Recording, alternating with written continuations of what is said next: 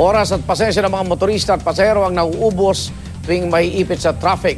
Pero higit pa rito ang nasasayang. Ayon sa pag-aaral ng Japan International Cooperation Agency o JICA, aabot po sa 2.4 billion pesos na kita ang nawawala araw-araw dahil lang sa traffic sa Metro Manila. Narito ang report ni Atina Imperial.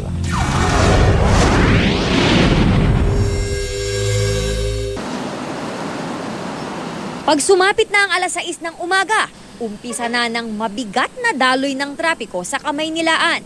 Ang working student na si Jay, aminadong dagdag sa kanyang isipin ang pag-iwas sa rush hour, lalo pat nagko-commute lang siya papasok sa opisina at papunta sa eskwelahan. Kailan alas 5 pa lang, at siguro pinaka-late na yung 6 in the morning, nagigising ako. I have to leave dito sa bahay before 7 kasi kahit 5 minutes lang ako na malate na umalis dito sa bahay.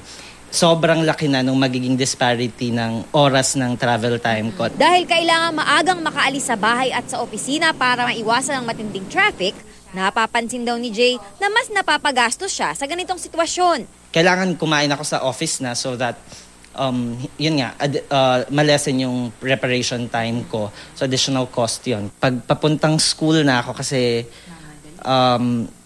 nag-EFX lang ako. Pag hindi pa ako nakasakay in 5 minutes, wala na, hindi ko naaabutin yung klase ko, I have to get a cab and that's around 200 to 250 pesos. Kapag nalilate naman sa trabaho dahil hindi naiwasan ng traffic, nanghihinayang din si Jay sa mga deductions na nakikita niya sa kanyang payslip. Yung payslip ko last time was around 1,000 less.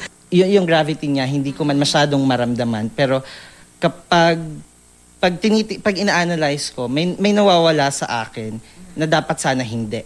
Hindi lang mga commuter tulad ni Jay ang umaaray sa perwisyong dulot ng mabagal na daloy ng trapiko, kundi ang mga driver na mga pampasaherong sasakyan. Mas magastos daw kasi sa gas kapag naiipit sila sa matinding traffic. Kaya naman apektado rin ang kanilang pang-araw-araw na panustos. Ang taxi driver na si Mang Jose, napapakamot na lang sa ulo kapag matindi ang traffic. Iniisip daw niya kasi ang mga anak. Siyempre, yung mga gastusin natin sa bahay, mga anak, yun ang inaano ko lagi. Nag-aaral pa ako ng college. College ko, yun ang baon, di ba?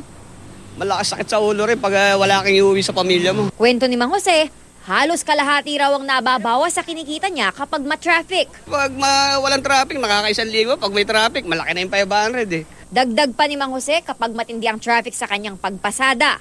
Mahina na raw ang 1 oras na nasasayang lang sa kalsada.